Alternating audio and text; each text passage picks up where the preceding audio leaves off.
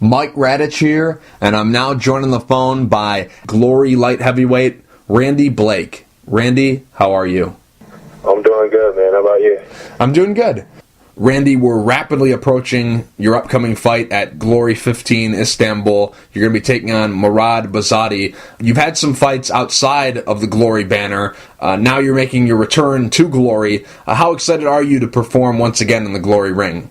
Man, I'm really excited, man. Actually, it was weird. It was crazy timing with this fight. I actually had a different fight scheduled, and I got a phone call asking if I would come out to Florida and come train with Tyrone Spong.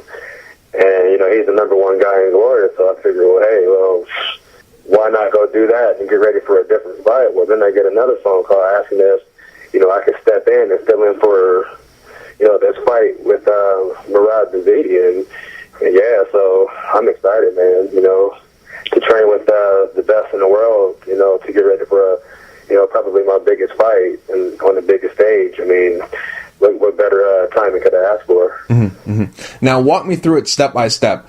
First, let's start with the call to train with Black Zillions. When exactly did you get that call? We had been actually talking about it for quite some time, but the timing was always off. You know, Tyrone was doing something, or either I had a fight and I was too banged up to go train, and you know, it was about a month ago. So I just got back home. I've been out there for a month training, you know, full time with Tyrone, but it's been about a month when I got that phone call. Mm-hmm. Now, Tyrone Spong is someone who you could potentially fight in the Glory ring. He's someone who fights in the same weight class that you do and also fights for Glory, obviously. So he's someone who, down the road, potentially you could be fighting. Now, in mixed martial arts, guys don't really like to train with guys that they could even 5, 6, 7 fights from now fight. They don't like to train with guys they could potentially face off against.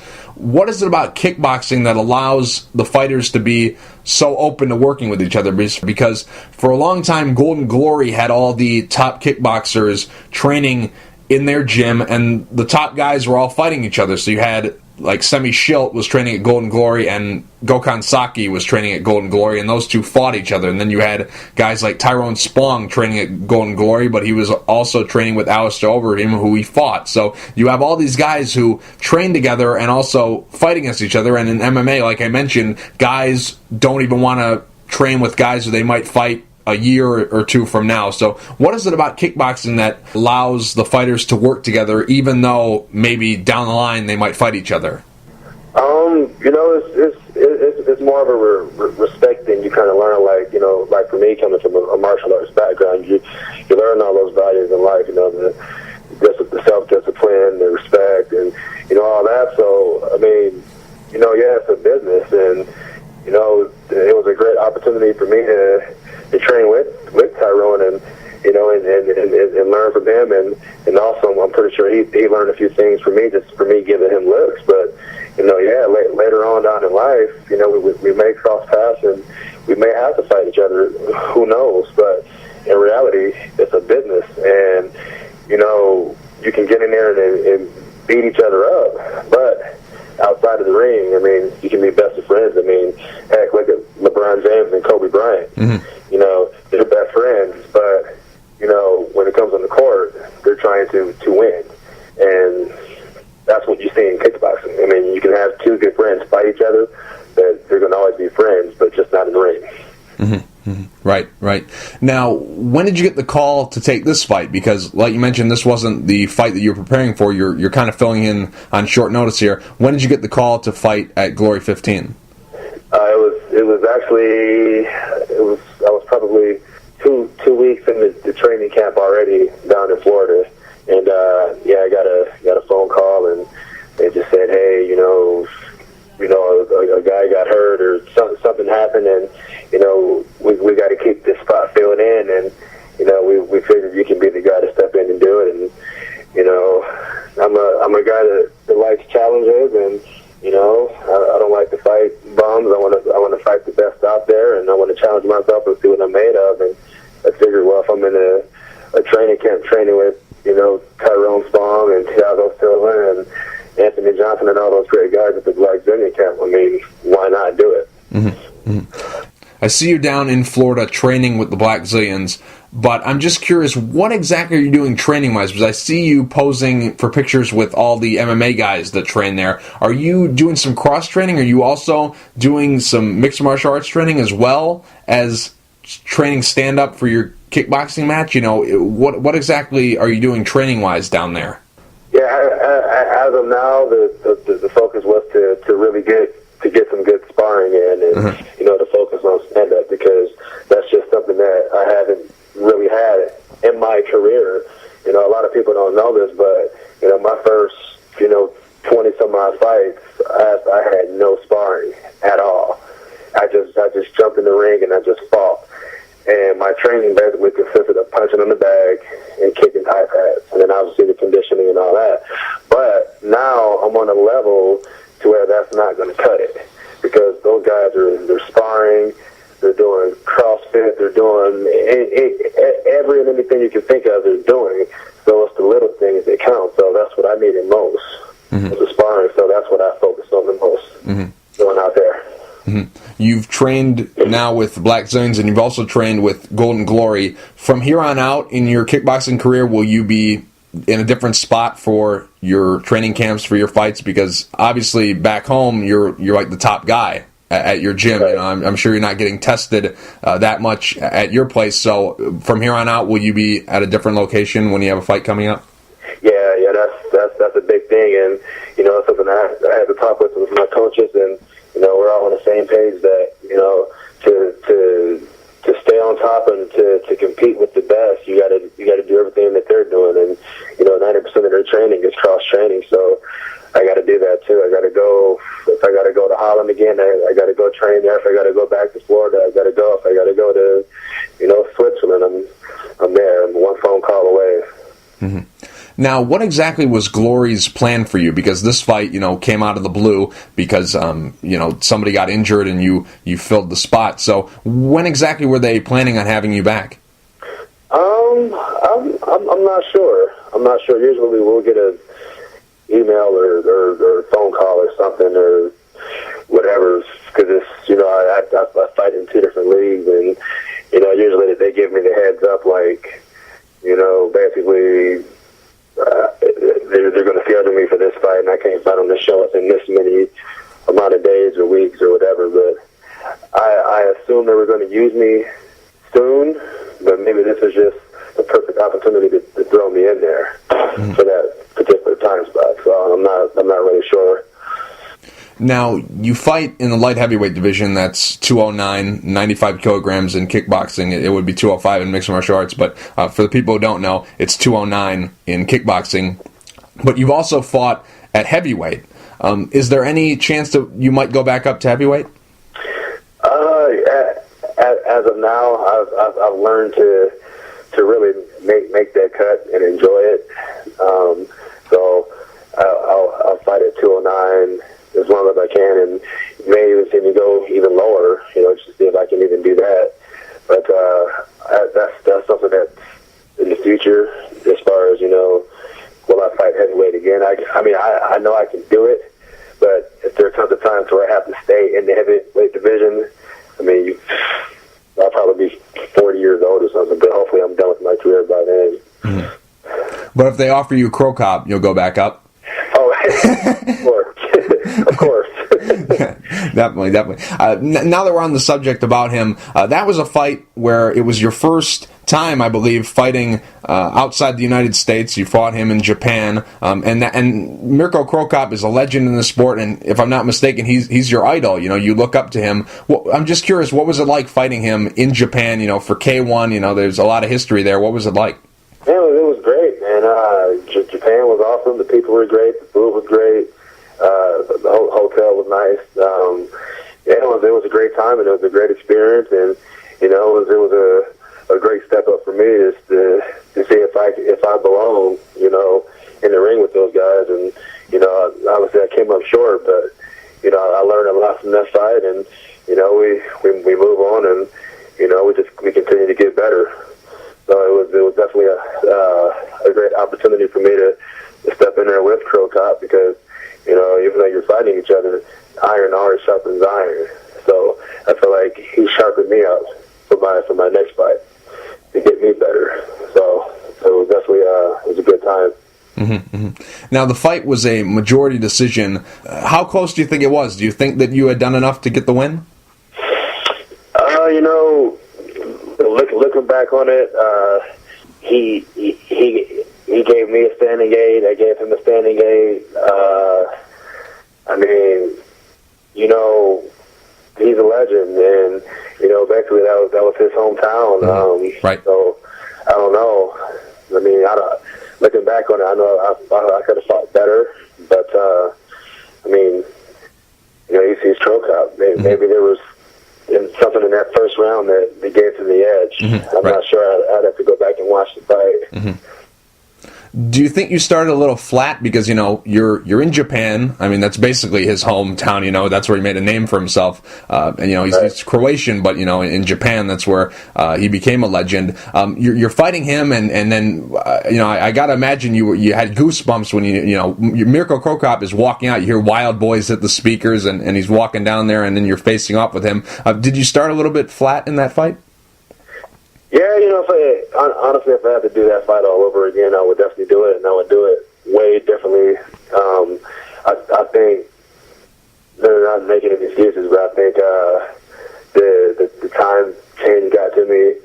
That was probably like the biggest thing. Like even getting off the plane, I felt great, you know, and I go to sleep and I wake up and I'm going, man, I feel great. Like I'm ready to go explore Tokyo, and it's like, you know, 12 o'clock in the morning. So, like, just the whole time adjustment. But, you know, no excuses. Like I said, if I had to take that fight all over again, I definitely would. But I would do it in a different approach. But, yeah, you know, I started off a little bit flat. And, you know, fight to fight, you got to come out ready to go the first round. So, no excuses. Now, how much will that experience of traveling to a fight help you for your upcoming fight? Because you're fighting in Turkey this time around, and that's, I believe, only the second international fight of your career. So how much will the Cro Cop experience of having to travel for a fight benefit you this time around? Oh, it makes a big world of difference. Not only did the Japan fight help, but also going over to Holland to go train over there for, you know, 6, 7, 8 weeks. I mean, just to get used to being on that time zone and sparring hard and training and making your body, you know, go through different changes that it's not used to going through. So to having said, doing that has helped me out tremendously. And, you know, just, you know, this Saturday it should be pretty easy now, just now getting a chance to do that. How much weight do you have to cut to make 209? Not much. I'm probably 215 right now, and I just ate and I just drank a bunch of water. I was actually when I started, I was probably 225, but that's because I usually don't do much training. So that's probably the biggest I usually get, like 225, 230. But when I start, you know, training every day and going through my regimens, all that weight comes right off, and then I just kind of stay at like 215. So I don't cut very much weight. Now, I checked your Instagram, and I noticed that you've been eating very good. Are you like a gourmet chef or something? Yeah, I try to. Like when I'm on my diet, I try to eat pretty good. But now I could tear some food up off my diet, so we haven't got to that part yet. Because I just got an Instagram, and I'm going to post some pretty interesting meals on there when I'm off my diet. But yeah, like, you know, I think that's something that people don't really get a chance to see of me, because all they see is, oh, Ranger fighter, oh, he's an athlete, or, you know, people are just now discovering that I can actually play the piano. So I post some videos on that. But I've been posting some videos on some of the things that I eat, and yeah, people are kind of liking it. I just think we figured out your post-fighting career. I think you could open like a restaurant where you have all your kickboxing memorabilia on one side, and then you have all this great food, and then you could be playing the piano while everyone's eating. I think you should open a restaurant. I'll only play the piano if it's going to draw some ladies. If you don't have some cheerleaders or something, I'm not playing for free. So. Right. Now, Randy, when do you leave? You know, when's the flight to Turkey, and also, how many stops will you have to make? It's not a straight flight. I stop in Houston, and then from Houston over. So from Houston to Turkey, it'll be a straight flight. Oh. So one stop. Oh. I leave Tuesday, and I'll get there on Wednesday. Oh, I see. Now, one fight I wanted to ask you about, because our listeners, most of the listeners here are fans of mixed martial arts, and this guy comes from mixed martial arts, Dustin Jacoby. You fought him in the Extreme Fight Night 11 Road to Glory tournament. That was the quarterfinal matchup. You fought him. The fight didn't play out the way I'm sure anyone was really thinking. I know you weren't thinking that way, because a lot of people had you as the favorite to win that tournament. What exactly went wrong in that fight? Was it just that you were, not focused? You were looking past him, not looking past him, the fighter, but just looking past it, trying to, go on to bigger and better things? Was it that, or was it kind of just because he was a short notice replacement in that tournament, and he had no kickboxing experience? Nobody even knew why he was in that tournament. He had no experience, and he was kind of somebody who, a lot of people in MMA didn't really think that he was a high-level striker, so it was kind of random that he was thrown into that tournament. What exactly were you thinking going into that fight, and also what went wrong for you? I would say, the focus probably was there, but I think I was maybe thinking too far in advance. I wasn't, like I said, if I had to do that tournament all over again, I would take that in a totally different approach, because that was my first tournament I've ever had to train for. And you have so many things you're thinking of, and then again, obviously I didn't have the right sparring. I didn't have any sparring at all. But in my mind, I was thinking, okay, the finals. Mm-hmm. I didn't focus on, okay, I got to get past this guy. I got to beat the next guy. Then if I was in the finals, then I'm there. Now that's what I was focused on. I already had in my head that I'm just going to go 1, 2, 3. Mm-hmm. And I'm going to let it all out in the finals. And then that again, he was a last minute replacement in like 24 hours or so. So I also kind of looked at that like, this can't really be anybody like serious. But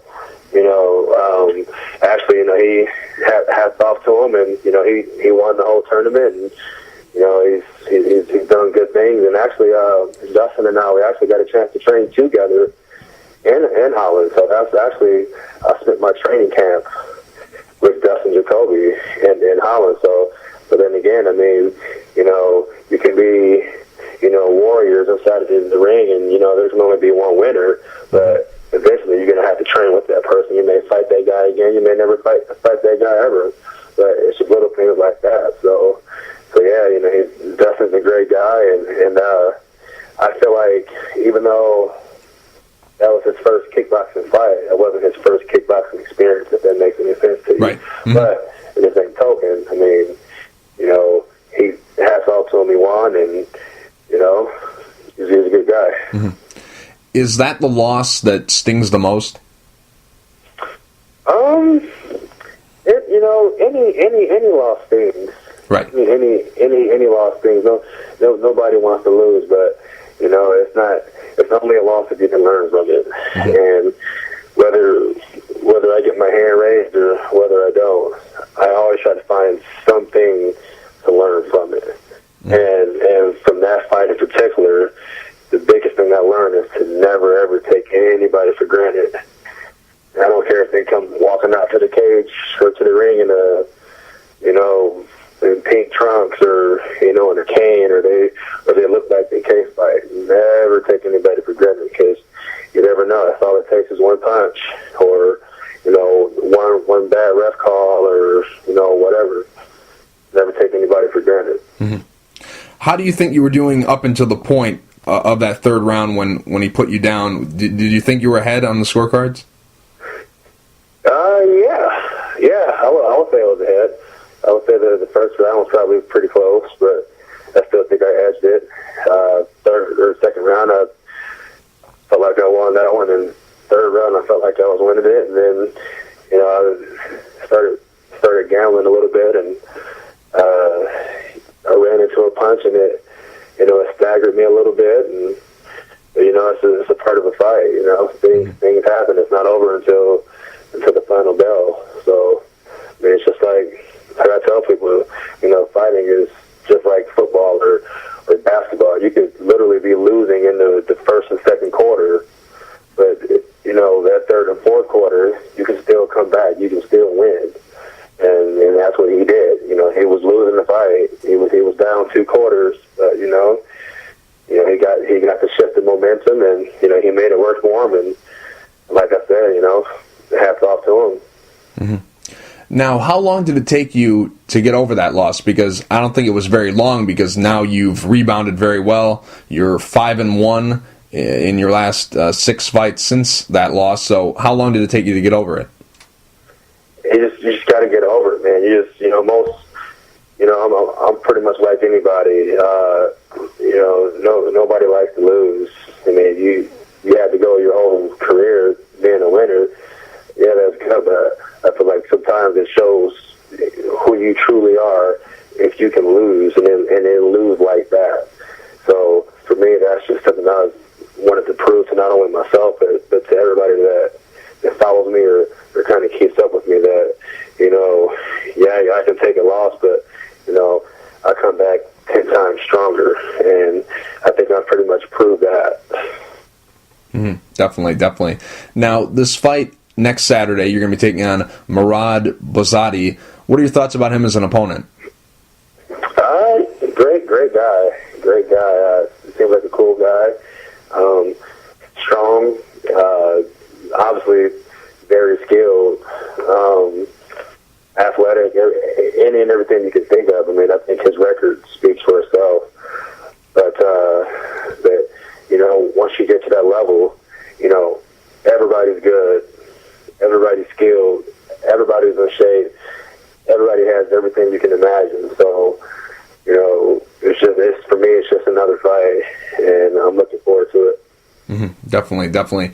Now, what do you think's at stake for you in this fight? Because Glory, they're running a lot of tournaments nowadays. It seems like every event they have some sort of tournament, and this card that you're going to be fighting on April 12th is also a tournament. There's 4 guys in a light heavyweight tournament. What do you think they're setting up here? Because there's a lot of light heavyweight bouts that are not a part of this tournament that are part of this card. Is this something where maybe a win here will get you into like a contender tournament or some sort of an 8-man tournament that they usually run? You know, what do you think's at stake for you here?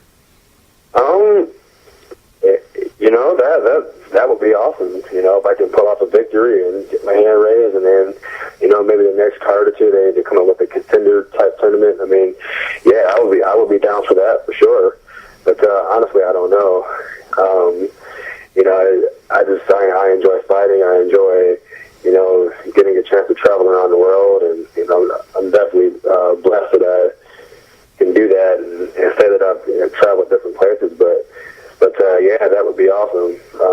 Honestly, I don't know, but when I definitely know, I'll let you guys know. Mm-hmm. Definitely. Now, how pleased are you with the pace of your career? Because a lot of guys, especially Americans in kickboxing, that are fighting for glory, not a lot of them have fought in the United States, if at all. I mean, unless they fought under the glory banner on the U.S. cards, but not a lot of them have fights in the U.S. Basically all but 2 on your record here. This fight that you got on the 12th is going to be your second fight. All your fights have taken place in the U.S., and now you're fighting for glory, and even before that, you had some high-profile fights. The Crow Cop fight was mixed in there when you fought for K1. So are you happy with the way your career has gone? Because there's some guys who, you know, have maybe double or triple the amount of fights that you have, who haven't yet got the opportunity to fight for glory, and here you are. So are you happy with the way your career has gone? Are you happy with the pace it's gone at? Yeah, man, I'm blessed, man. Honestly, when I first started, man, I didn't think I would be where I am now, and I didn't think I would go as far as I've gotten today. So to be where I'm at now, at the pace that it's going, and you know, it seems like it's going faster and faster and faster. I'm enjoying the ride. I'm blessed. I'm healthy. I get to fight. I get to train with the best in the world. I get to travel. I get to meet people. I'm enjoying it. I know my window's short, just like any other athlete. So I got to do it while I'm young and while I can, and just enjoy the ride. Mm-hmm. When we think of American kickboxers, the high-level American kickboxers right now, we think of guys like you, Kai Hollenbeck, Joe Schilling, Wayne Barrett, Kevin Ross, guys like that. Do you think that you're the face of American kickboxing right now? Because I do. I think honestly, if you had to interview those guys, they would all feel like their faces would be the face of America. So since you're interviewing me, I would like to say that, I do feel that way, but that's also me talking to you out of confidence. Mm-hmm. It's because of the things that I've accomplished, in my career and the things that I do every day and all that. But, those guys are all doing great things too. Wayne Barrett just came up with an awesome knockout. He knocked his guy out, Joe Schilling, and Joe Schilling is a good fighter. Kai Hollenbeck, he's a great fighter. So, I feel like it's just a great team right there.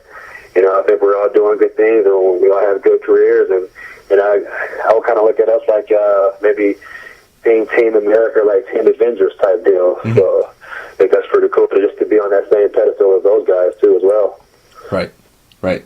What do you think it's going to take for kickboxing to really take off in the United States? Because it's had its moments here. Those K1 shows that they ran in Vegas were very popular at the time, but then it kind of died off. Now Glory, they're planting the flag in the U.S. They're doing a bunch of shows in the U.S., and I think it's got a very good response. I think a lot of people who've watched it on Spike TV are enjoying what they're seeing. But what does kickboxing have to do in the United States to really catch on the way boxing and mixed martial arts are a staple of entertainment in this country for combat sports? What do you think it has to do? Is it guys like you and Joe Schilling and all those guys just need to continue to win fights so that America has somebody to back and that will bring the popularity, or is it just that they need to see it, they need to keep being exposed to it? What do you think has to happen for it to catch on and stay on in the United States?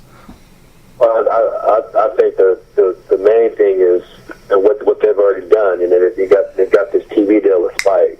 I think that was the biggest thing that Glory could have ever done, to bring that whole mainstream over to the U.S. because the U.S. we were kind of brought up in the whole MMA world. So nobody really understands kickboxing. We think it's all about wrestling and jiu-jitsu, which is not a problem. Right. But, we've only been exposed to the great fights in MMA, the drama, the knockouts, the submissions, the John Jones, the Chuck Liddells, all those guys. But now, since we have the Spike TV deal, now we're going to get all of that in kickboxing only. So, and it's free too. It's on, free TV. Free kickboxing, knockouts. Yeah, I think that's probably the biggest thing. But also, to have some great American fighters too. I think that would help the following too, as well. Right. Now, why do you think it hasn't caught on? Is it for the exact same reasons of why Glory is starting to catch some momentum here? Is it because they have a platform? Is that why it hasn't stuck on? Because there hasn't been a platform like this for it to be on? Correct. Yeah, we just never had that platform, and I think that's why the UFC took off so great too, was because they had that first Ultimate Fighter show on Spike TV, and then once Forrest Griffin and Stephen Bonner had that crazy fight, the ratings kind of went like skyrocket, and they just kept putting on the Ultimate Fighter shows, and they kept doing the reality TV shows, and people kind of caught on to it really, really quick. Mm-hmm. So I feel like kickboxing is taking the same, small stepping stones as the UFC did by getting that Spike TV deal. Mm-hmm. Not saying they're going to do any reality TV shows, but just the fact that they are posting shows live on Spike, that's a big deal because who doesn't watch Spike TV?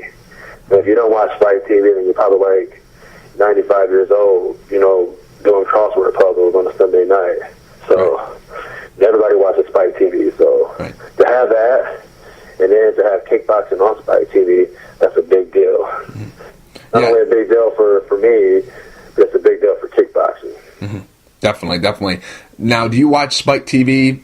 Not combat sports. Obviously, they have Glory and Bellator, but do you watch any other programs on that network? Because I think it's a great network. I watch everything on there, to be totally honest with you. I love it. So, do you watch anything besides the combat sports they have there?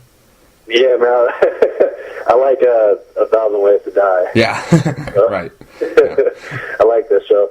I like it, but not the fact that people actually die, but it just makes you wonder, like, are those stories true? Right. And then, some of them are actually, I hate to say this, but they are kind of funny, but it's an interesting show to me, and that's something I like to watch on that TV show. Yeah, it's a very interesting show because basically what we've learned from watching that is anything can kill you, really. Like anything. Yeah. Anything. Yeah. And I think that's what kills me is like, well, this is bad, but I'm watching this, but like now I want to just spend like 5 hours and watch all the episodes that are stacked up on the TV show just to see like how dead people die. And I think it's crazy too how they show like the time and where and just the whole dramatization of it. I think that's pretty cool. Yeah, it's definitely a great network, and if you're a combat sports fan and you don't watch Spike TV, then I guess you can't really have that label. So I definitely agree. And Spike, they've got a bunch of great shows. I watch 1,000 Ways to Die, and then also Ink Master. I'm a very big fan of that show. Deadliest Warrior was my favorite show on that network, but for some reason they canceled that. Why? Deadliest Warrior was probably the best one. Yeah, I love that show. I love that just because they would take something that was way back in ancient time and match it up to something like modern day. Yeah. Yep. And then I thought that show was so cool. Like I think they should bring it back and then maybe start doing like fighters. Maybe take like I don't know. Let's just say take a John Jones and present day and match him up with I don't know. I'm just throwing out a name like Bob Sapp. Yeah. Back in the early '90s, and just to see who would win in a certain situation, like at a bar or in a cage or in the ring, or who has the advantage on some type of certain playing field. I think that would be pretty cool if they can do that. Right. I mean, who knows? Bellator, with them being on Spike TV, they're always looking for shoulder programming because Randy Couture is going to have a show. It's going to be like kind of a spin-off of Bar Rescue. It's going to be Gym Rescue, so he's going to go to all these MMA gyms, kickboxing gyms, boxing gyms, and see what these people are doing wrong and why they can't get clientele or why their facility isn't looking that good. So I think you might be onto something. I think they might do something like that, like a Deadliest Fighters, whatever it would be called. But I think you might be onto something there. So, but anyways, Randy, I think you might hold the record for most kickboxing fights in a cage. I don't know of many kickboxers who fought as many cage fights as you have. How many have you fought in the cage? Man, I quit keeping track, man. I think I'm one of a few fighters that actually fought in a ring, a cage, and on a platform, like for the WBL, like where there's no cage and where there's no rope. So I think I'm one of a few fighters that have actually done that. But as far as like cage fights, man, I don't know. That's a good question. I'd have to go back and watch all my tapes and tally mark. But I've had quite a few. Mm-hmm. Definitely. Now, we always hear when a mixed martial arts fight is taking place in a ring, we always hear about someone who's their style is they're a striker, whether it's Muay Thai, kickboxing, boxing, whatever. They always say they like fighting in a ring because you can cut it off easier. Now, how difficult is it in a cage? Like you come from kickboxing, so you mostly fight in a ring. Now you have to fight in a cage. So does it make it more difficult to fight in the cage? At first it was, but you learn to make the adjustments. I've learned to like it, and obviously it's got a different platform versus like a box shape. It's got more of a circular feel to it. I mean, your calculated steps are going to be a little bit different as far as like your angles and your circling and all that, but. To me, it all plays the same. I think it's up to the fighter. The fighter has to learn to like it no matter what situation that he's in, because I've had guys that say that, they like the ring better or they like the cage better or,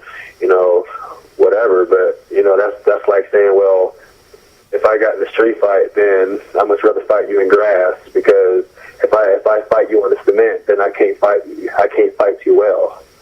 Mm-hmm. So I feel like, that's up to the fighter to learn to make that adjustment. And I feel like the only people who really should have a say on what they would much rather see is the audience. Because I've had even the audience, and they much rather watch a fight in the ring only because they can see better versus the cage. But like for me, I mean, I've done it all. I fought where there were no ropes or cage link, and I fought in the cage in the ring, and I just learned to like all of it. Mm-hmm. Definitely. Now, you brought up Chuck Norris, World Combat League. That was an organization that you fought for, and you mentioned that they had a very unique setup because they didn't have a ring or a cage. They just had sort of like a flat surface there. What was it like fighting in that organization? And also, I know you're a very big Van Damme fan. Are you a Chuck Norris fan as well? Yeah, man. The Chuck Norris World Combat League was that was a amazing arena, amazing platform, and an amazing like style, like how you score points, and like a team setting and all that. Actually, how I got onto that, I was really just supposed to be just an alternate, and I wasn't. How it was set up was I was just supposed to be the guy to kind of cheer and kind of motivate people, and and the guy that was in front of me, which was the starter, he got hurt and he hurt his shoulder or his neck, and he couldn't go back out, and that's how I got my start with that. But yeah, like I enjoyed that whole run in the WCL, and yeah, I'm definitely a Chuck Norris fan, but probably more of a Jean-Claude Van Damme fan because that's just how I got started, punching and kicking and and doing my martial arts career. But yeah, like to meet Chuck Norris, I mean, I thought that was pretty cool because you see him on TV, and just like any athlete or any actor or actress, you see them as this big pedestal, and they look 8 feet tall. So right. Like watching all of Chuck Norris' movies, like my favorite one was probably Sidekick, and with Chuck Norris, but just seeing him on TV, you see him as this 8 foot tall guy, and then finally when you get a chance to like meet this guy in person, like he comes up to your belly button, like literally, I'm 6'3", but like Chuck Norris is not that tall. Like he wasn't what I imagined to see or meet in person. Like I almost didn't recognize him, but he was a pretty cool guy. Shook my hand, and he said good fight, and hope you stick around, and I enjoy watching you fight. So I thought that was really, really cool. The downside to that is at the time I didn't have camera phone, so I didn't get a picture of Chuck Norris. So that's my story with him. You seem like a very big fan of all combat sports, because I've checked your Facebook, I've checked your Twitter, and you've got a picture with the who's who of whether it's kickboxing or MMA. How big of a fan are you of combat sports? Man, I'm probably one of the biggest fans. Not only do I enjoy getting out there, but I enjoy watching other people compete because I truly know what it takes to train every day. You got to eat right. It's a lifestyle. So I know what those guys are going through, but it's just awesome to see them compete in their sport. So if there's a boxing fight on, if there's a jiu-jitsu match or a kickboxing match or anything going on that involves competing in the style of combat sports, I'm that guy that I'm going to watch it. Who have you met that maybe you didn't think that you were going to meet? I mean, obviously Chuck Norris, but you didn't get a picture with him. Of the people that you got a picture with, who's someone that that's a picture that you're like, I need to keep that one forever. I hope that one stays frozen in time. Who's the athlete and what's the picture? Bill Goldberg. Bill Goldberg. Originally, I'm from Ohio, Cleveland, Ohio, and growing up as a boy, like I'm pretty sure like 90% of boys do. We all watch wrestling, and for me at that time it was WWF and WCW, and like my cousins, they would always go back and forth. Oh, WWF is better. Oh, WCW is better. Oh, well, this wrestler can beat this wrestler from W. I like both organizations, but my favorite wrestlers were Sting and Goldberg, and I really like Goldberg because I love his spear when he just hit those guys with that tackle and the jackhammer, But that was one guy that I always wanted to meet, but I never, ever in a million years thought I'd ever meet him. Mm-hmm. And then, sure enough, we had a fight night, and I was fighting, and he came down as a special guest, and even as a special guest, I didn't think like I would get to actually, get to talk to him the way I got to talk to him. And to make a long story short, after my fight, I get out of the ring, and he walks up to me. He goes, "Man, great fight," like that. And I was like starstruck. I mean, like it was almost like I hadn't even fought. I mean, I was just like starstruck. Right. And the first thing that came out of my mouth was, "Well, can you come to the back of the locker room and get a picture with me?" Like that. Right. And he goes, "Okay." He goes, "Yeah, I'll come back there." And sure enough, he comes back to my locker room, and we started talking, and we talked for a good 30, 45 minutes.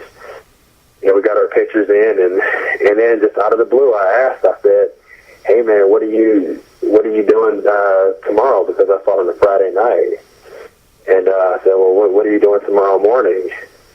And he goes, "I don't have anything planned but lunch at this time." And he goes, I leave Sunday." Like that. He goes, "What?" He goes, "Why? What's up?" And I said, "Well, I got my students, because I teach martial arts, right, and that's all they talk about is wrestling. Because we have a ring in my gym, and they want to get in there and they want to try to do wrestling moves, and we don't let them do that, so they'll get lots of push-ups. But anyways, I said, "Yeah, my students would love to see you if you can just come by and maybe talk for 10 minutes and maybe take some pictures or autographs. I mean, they would love you." And he's from Tulsa anyway. Mm-hmm. So, I just thought I'd ask him, and he said, "Yeah." He goes, "I do that." He goes, "Well, where's your school at?" So I told him the address and all that, and he goes, "Man, I play football right down the street from that school." And I said, "Wow, like that." And then we just kind of left it at that. And then, sure enough, he shows up the next day, and this big guy comes in, and all the kids knew exactly who he was. Mm-hmm. And they just owned up to it. He walks in there with his cutoff shirt. He tells his story. The parents are listening. They're taking pictures, and we had about like 55, 60 kids that day too. So it couldn't have been perfect. He tells the story, talks, and it was a good time. That was like the best part of my career, as I can say, as far as like meeting somebody that cool to not only do a guest appearance, but then do that the next day, free of charge. He didn't want anything because he's all about the kids. And to me, that meant a lot. Mm-hmm.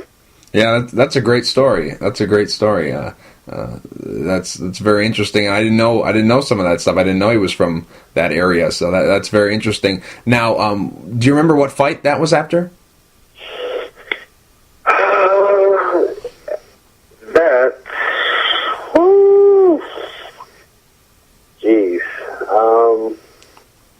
I can't remember if that was before or after I fought Marvin Eastman.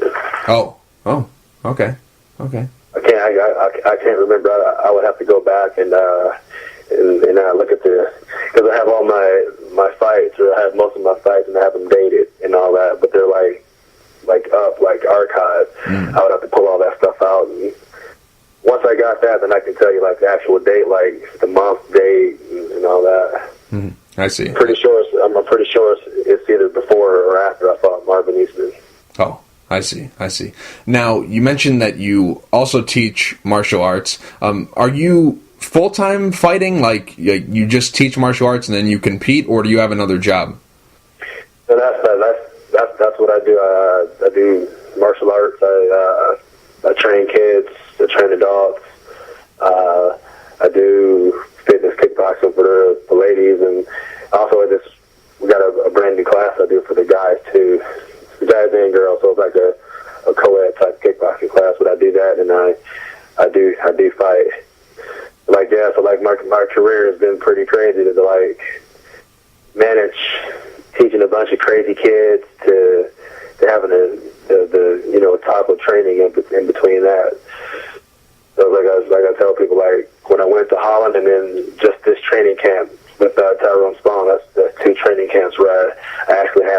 for the opportunity to do it full time and not have to worry about anything else but training, like nothing else. Mm-hmm. Now, I'm just curious, I bet you get this question a lot, but if Glory wasn't around and there wasn't the opportunities that there are right now, would you have ever gone into mixed martial arts? I noticed that you had one fight on your record. I don't know if that was a pro or amateur fight, but you have fought once. If Glory wasn't around and there wasn't the opportunities that you have now, would you have considered transitioning to MMA? Of course, yeah. At the time, I was training for MMA and kickboxing. Just doing all of it. But obviously, my strong point wasn't striking because of my martial arts background. Mm-hmm. So, if you take a wrestler and you tell him, hey, do you want to start in boxing, kickboxing, or MMA? I mean, 9 times out of 10 he's going to say MMA so he can utilize his wrestling.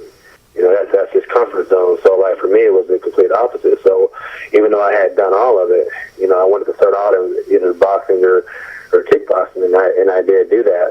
But the more fights I got, obviously, it wasn't looking too promising with, just keeping a kickboxing career. So, I had the MMA and all that, but then that's when K1 came along.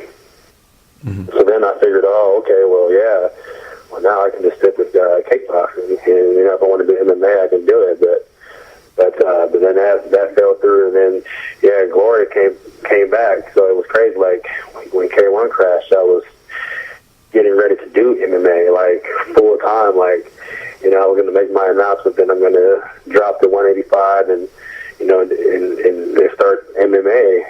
Then that's when Glory came along, and so I put that back on the back set of things. But yeah, if Glory wasn't around, then for sure, man, I would definitely still do it. I would still do MMA still to this day, but I feel like you can't do both. Mm-hmm. I don't know if that makes any sense. Right. Because the stances are different, mm-hmm.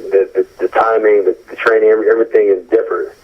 And if you get so used to, training for a guy that knows how to take you down with a single or double leg, then your hands are going to be down so much that, you go into a Glory fight, you're going to get waxed because your hands are down, and this guy's just going to throw 1-2s all night long. Mm-hmm. So, I definitely want to experience and get some more fights in MMA and definitely do that eventually, but it's going to be a point to where I only do MMA for a while. Mm-hmm. Mm-hmm. What happened with K1? Like, they don't have any of the big names. Glory has all the big names that we know of and has all the big platform, all the exposure, and it seems like everyone who's fighting in kickboxing wants to get to Glory the way people who fight in mixed martial arts want to get to the UFC. So what exactly happened with K1? Are they still around? I haven't heard much. I'm not really sure exactly what happened. I was just told that, just time to move on and do other things. That's really what I focus, my whole career on. It's just fighting. And that's kind of another part where I've been truly blessed to not have to worry about the business side of things, or who said what, or who did what, or who made who mad, or whatever. So I got a great team. I've got great people in my corner to keep me focused on the most important part, and that's just really just stepping in there and and taking care of business in the ring. So to answer your question, I don't really know. Mm-hmm. If I honestly knew, I would tell you, but I don't want to say anything and it'd be wrong. So. Mm-hmm. Two questions I've always been curious about kickboxing. The first one is, in mixed martial arts, it seems like the limit of fights that two people can have against each other is 3. So once there's the rubber match, that's it. People lose interest. They don't really want to see a 4th or 5th fight. But in kickboxing, we've seen all these fighters, the Semi Schiltz, the Gokhan Sakis, the Remy Bonyaskis, all these guys, they've fought 3, 4, 5, 6 times against each other. What is it about kickboxing that allows it to be a little bit more lenient when it comes to guys fighting more than 3 or 4 times? I think it's the level of excitement. I think it's not necessarily the skill set, because in every combat sport, you have great skill, you have great talent. But, since we're on kickboxing, you have to throw. You have to throw punches, you have to throw kicks, and that's what you see. Like, it may be controversial this time it may be a knockout, so they fight the third time, and that kind of builds up. But in both of those fights, you had so much drama going on. Like, and that's what people love to see. Like, when you watch a reality TV show, you're not watching it because, you want to see two dudes sit down and, play chess and have a cup of tea. You're watching that reality show because somebody's going to fight. Somebody's going to fight, and when they fight, they build it up, and that's what you see in kickboxing.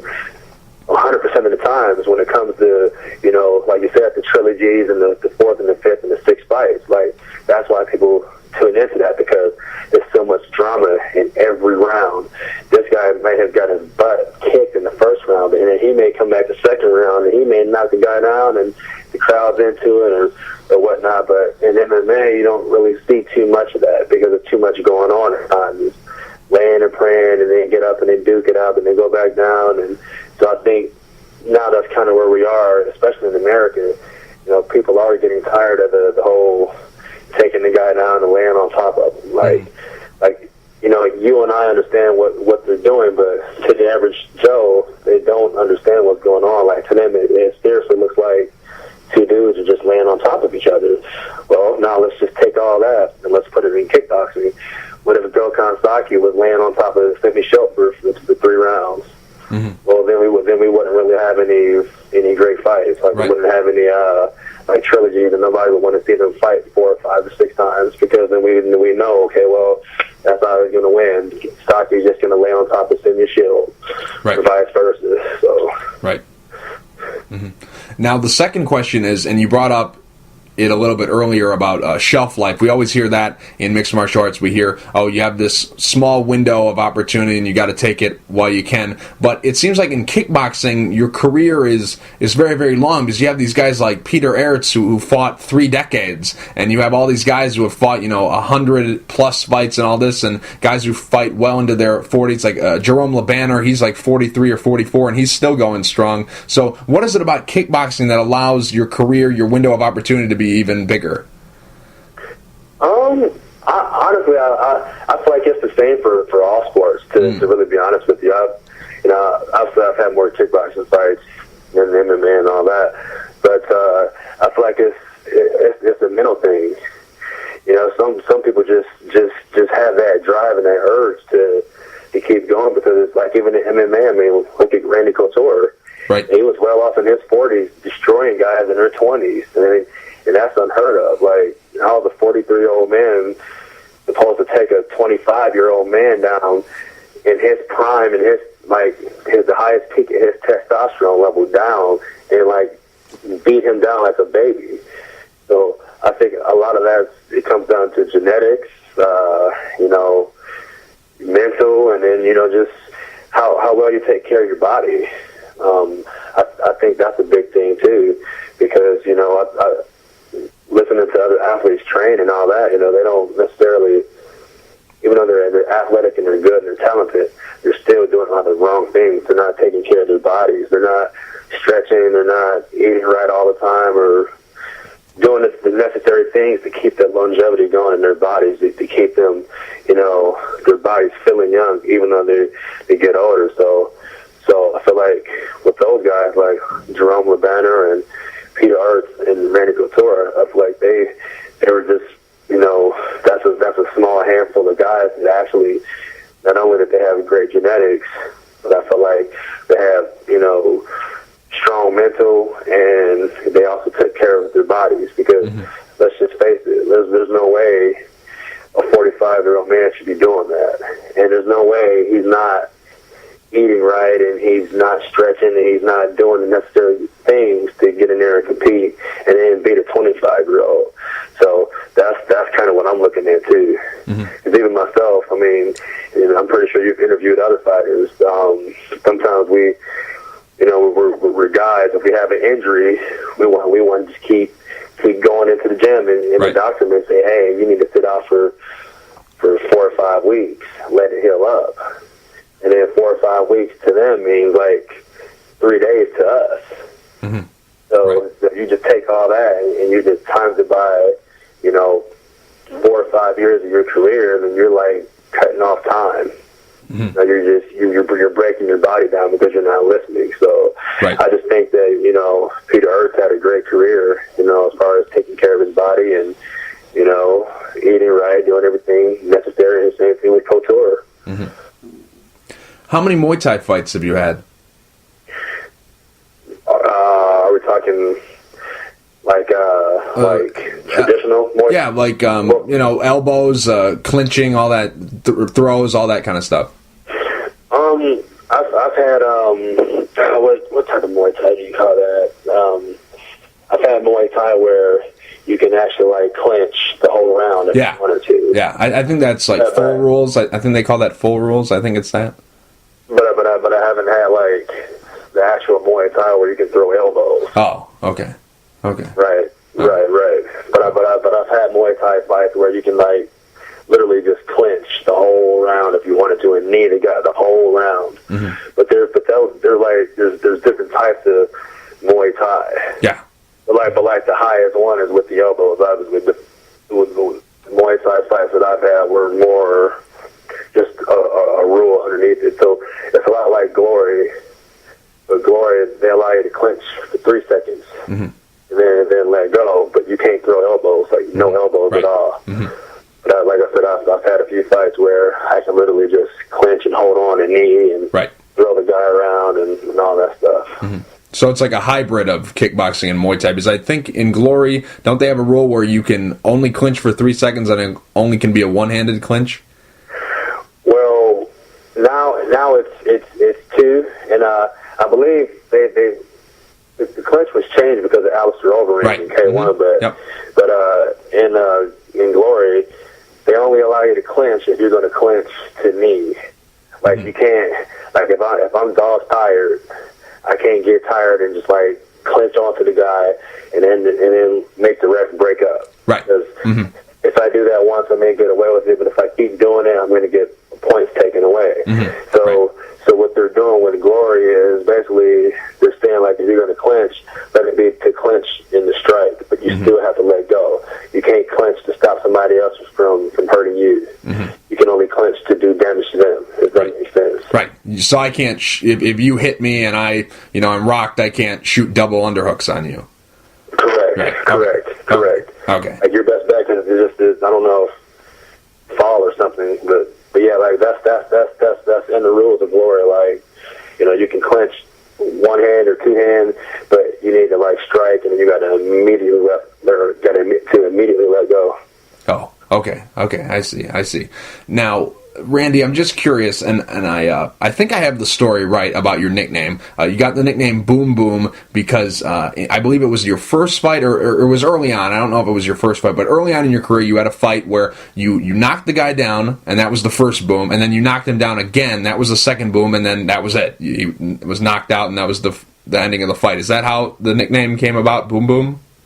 It is, and actually, it's on YouTube. It's the WCL fight. Oh, okay. The WCL fight. Like, we already had been talking about names anyway, just because sometimes when you look at somebody, you go, man, okay, that guy, he's pretty good, and, we want to get him a name. And that's, from what I was told, that's how you always got your name. Maybe you earned it in practice, doing something amazing, or you done it in a fight. Like, nobody gives their own self nicknames, and if they do, it's because their ego is getting probably the best of them. Mm-hmm. But that's just what I was always told, and yeah, like I was an alternate in the WCL, and that's what happened. I got my chance, and I got up there, and just made it happen. And then probably after that fight, maybe 2 or 3 days later, it was just like, oh, boom, boom, like that. That kind of stuff with me. I kind of like that one. Mm-hmm. The other names that they were giving me were kind of like if I told you, you would laugh your butt off right now. So. All right, try me. I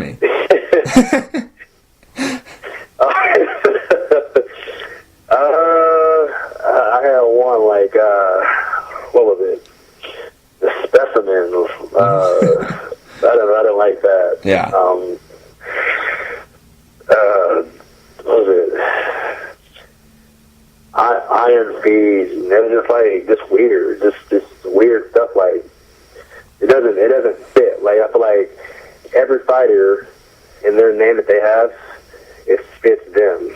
Right. Right. You know, like it may have a goofy click to it, but it still fits them because you go, oh, I see that in this fight. But like none of the names that were given to me at first, it just didn't make sense. Mm-hmm. Yeah, I like Boom Boom. Stick with that one. Boom Boom Blake. It has a good story to it, and it has a nice ring to it. So definitely stick with that one. Now, were those World Combat League fights, were those considered amateur fights? Because I took a look at your record, and it's not, and those fights aren't on there. Honestly, I don't know. I thought they were professional fights, but when you go to the Wikipedia, that's what you see. Right. With the Wikipedia has them listed as amateur fights, but I don't know. Oh, I see. Well, that's a good question. Oh, okay. Just checking. Randy, real quick before I let you go, do you have any sponsors you'd like to thank, and is there anything you'd like to say to the fans? I want to thank my biggest sponsor, and that's the man upstairs. That's the Lord Savior Jesus Christ. That's the guy that he'll never fail me, and he'll be there all the time. I want to thank I got Hooters, I've got What If Nutrition, I've got Kratos High Beef Protein Bars, and I want to thank all my fans for sticking with me through all my ups and all my downs, and I'm looking forward to this fight. Randy, thank you for taking the time to talk. I really appreciate it, and best of luck coming up on Saturday night. All right.